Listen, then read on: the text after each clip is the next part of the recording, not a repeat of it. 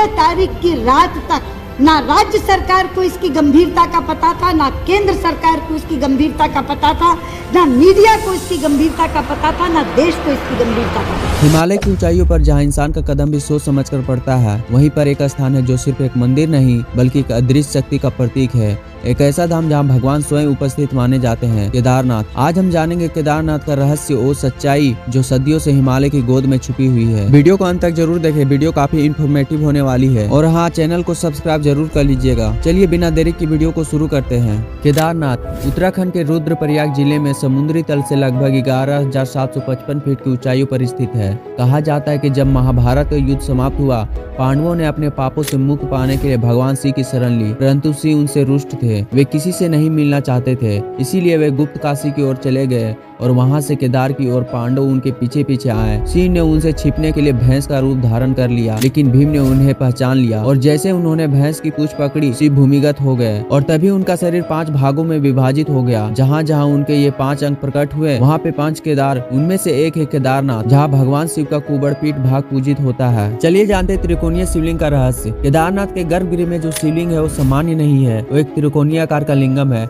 विज्ञान की दृष्टि से अद्भुत संरचना पृथ्वी के चुंबकीय संतुलन को दर्शाती है। किंवदंती है, अर्थात मानव निर्मित नहीं बल्कि स्वतः प्रकट हुआ है। यहाँ हर दिन सुबह के समय मंदिर के कपाट खुलते हैं तो भक्त देखते हैं कि रात भर मंदिर में रखी दीपक जला हुआ रहता है। कोई हवा नहीं, कोई इंसान नहीं, फिर भी दीपक जलता है। मानो शिव स्वयं इस मंदिर की रक्षा करते हैं। चलिए जानते हैं 2013 की भयावह बाढ़ और भीमशिला का चमत्कार। साल था 2013, जून का महीना। हजारों तीर्थ यात्री केदारनाथ में दर्शन करने आए थे, लेकिन अचानक आसमान फट पड़ा। भारी बारिश, ग्लेशियर फटना, मंदाकिनी का विकाल हो, पूरा केदारनाथ डूब गया। लोग बह गए, गांव मिट गए। लेकिन तब कुछ ऐसा हुआ जिसने पूरे विश्व को चकित कर दिया।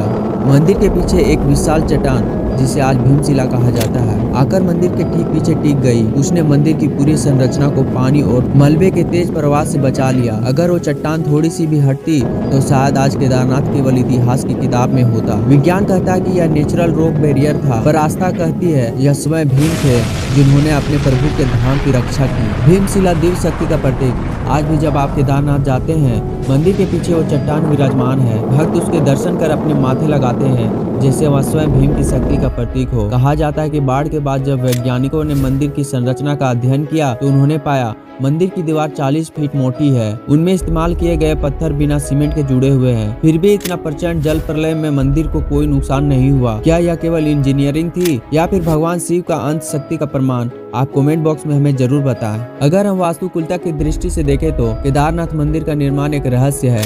इतनी ऊंचाइयों पर जहां ऑक्सीजन भी कम होती है, 8वीं सदी में आदि शंकराचार्य ने इस मंदिर का पुनर्निर्माण करवाया। किंवदंती कि उन्होंने 32 वर्ष की आयु में यही समाधि ली थी। मंदिर के चारों ओर गणेश गुफा, भैरवनाथ मंदिर और शंकराचार्य समाधि स्थल जैसे पवित्र स्थान है। लेकिन जो बात सबसे अद्भुत है वह यह है कि मंदिर के चारों ओर एक विशेष ऊर्जा क्षेत्र, एनर्जी फील्ड पाया जाता है, जहां कंपास और इलेक्ट्रॉनिक उपकरण ठीक से काम नहीं करते। मानो कोई अदृश्य शक्ति वहां पर शासन कर रही हो। जो भी यहाँ आता है कहता है यहाँ पहुँचने के बाद शरीर थकता है और आत्मा तृप्त हो जाती है, क्योंकि यहाँ सिर्फ पत्थरों का मंदिर नहीं बल्कि महादेव की चेतना का केंद्र है। कहा जाता है कि जब कोई भक्त सच्चे मन से हर हर महादेव बोलता है तो उसकी आवाज सिर्फ पर्वत से नहीं बल्कि स्वयं कैलाश से टकरा कर लौटती है। 2013 के बाद पुनर्निर्माण और चमत्कार। बाढ़ के बाद जब लोग लौटे तो उन्होंने देखा मंदिर के भीतर शिवलिंग पहले से भी अधिक उज्जवल प्रतीत हो रहा था। स्थानीय पुजारियों ने बताया कि बाढ़ के बाद मंदिर में आने वाले सुगंध और ऊर्जा पहले से कहीं ज्यादा दिव्य हो गई थी। मानो महादेव ने स्वयं कहा हो, मैं यहाँ था, हूँ और रहूंगा। आज केदारनाथ नए स्वरूप में खड़ा है, रोशनी से जगमग, परंतु भीतर वही प्राचीन रहस्य जो हर भक्त के हृदय में एक ही संदेश छोड़ता है। सच्ची भक्ति कभी नष्ट नहीं होती। अब भी कई रहस्य जो वैज्ञानिक हल नहीं कर पाए। मंदिर की नींव कैसे बनी,